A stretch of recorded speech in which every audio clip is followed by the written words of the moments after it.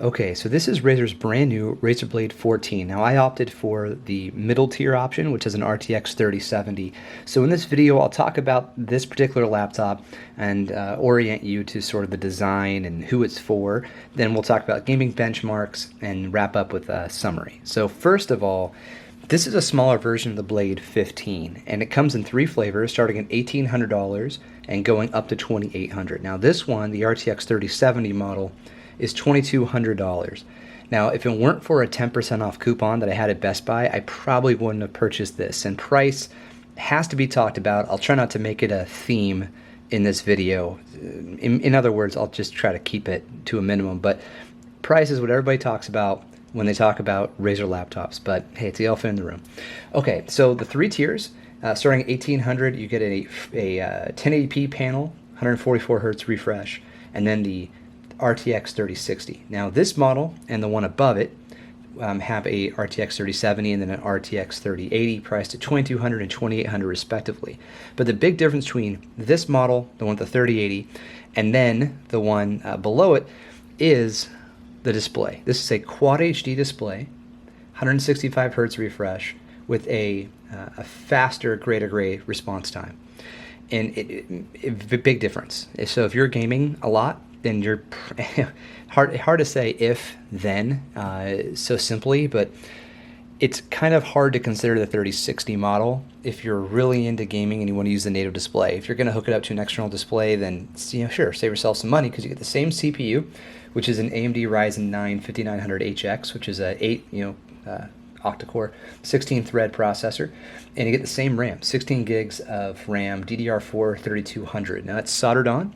You also get the same storage, which is a 1 terabyte M.2 NVMe, and it's so far it's speedy. It's a really good drive. I haven't had any problems with speed at all transferring files in any of my tests, and just day-to-day use. So you get the same equipment except for the display and the GPU. So again, if you want to save some money, use an external display, which you can do using the HDMI port. Have at it. Save that money.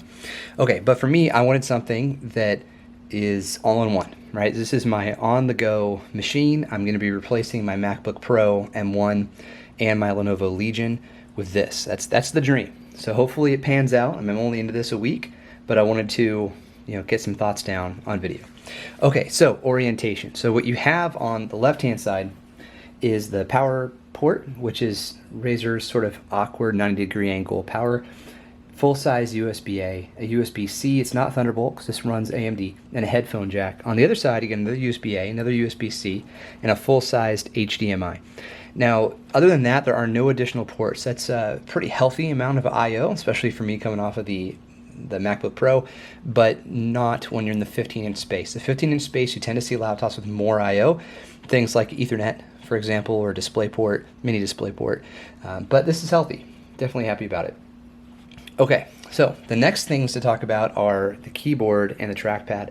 The trackpad it's good. I haven't had any real complaints with it. It's responsive. It feels really good.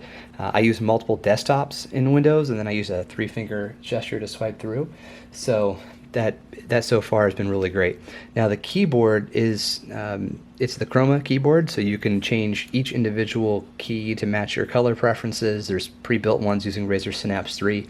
I don't get fancy. I basically just color code the media keys that I care about, such as brightness and volume, and the key brightness, and then the rest is all one static color. I'm very boring.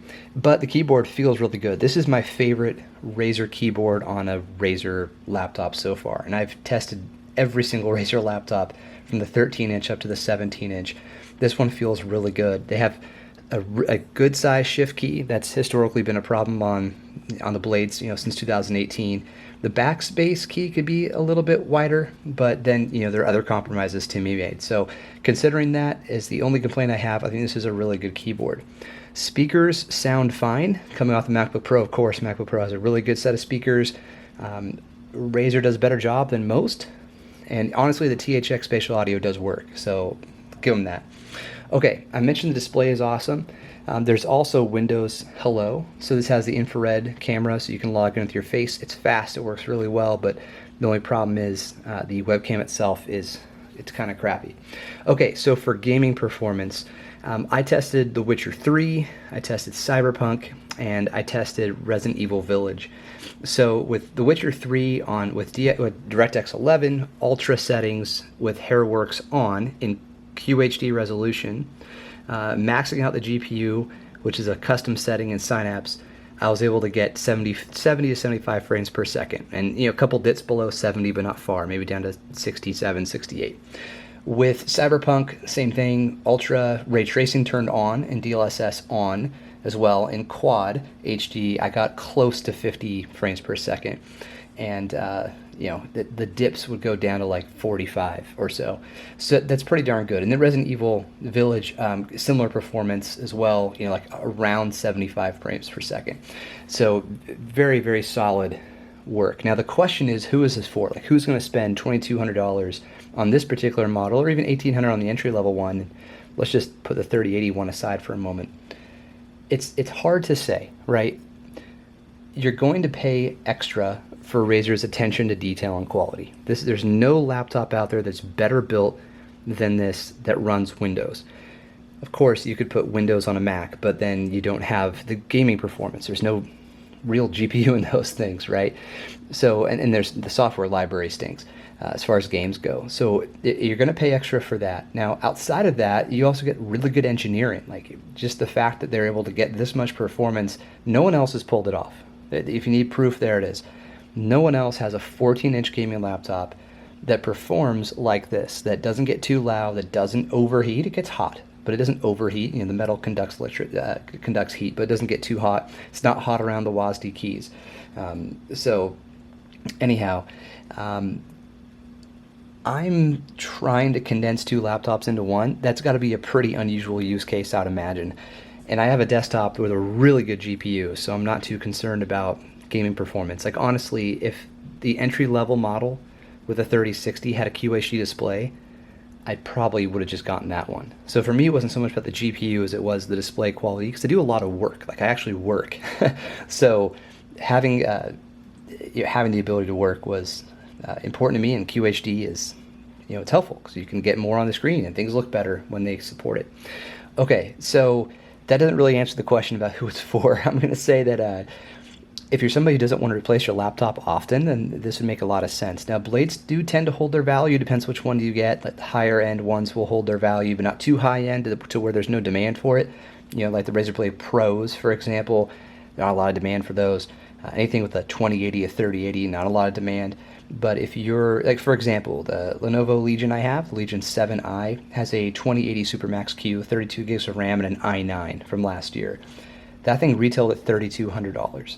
Right now, if I were to sell it, I can maybe get $2,200 for it, right? In less than a year, it plummeted dramatically. So, and that's partially because of the brand, but it's more so because of the GPU and the lack of demand. So anyhow, if you're not going to replace your laptop often, boom. This is a great compromise. Here's the statement I suppose I should have led with. This is a great compromise if you want something portable that's also powerful. If you feel like you need a bigger display, then don't get this, right? But if you want something that's small, that actually has some real gaming power, this is for you. You're going to pay extra for it, but it's worth it in my opinion. I know that some people, they rag on Razer for their QA. I don't think it's a problem. And there are always going to be examples of people who get lemons or they get bad customer service. Happens with every company, every industry, every set of products. But for me, Razer's always been solid. So yeah, I like it. I like it a lot. Hope you found this helpful. Let me know. Do another video later if needed. Cheers.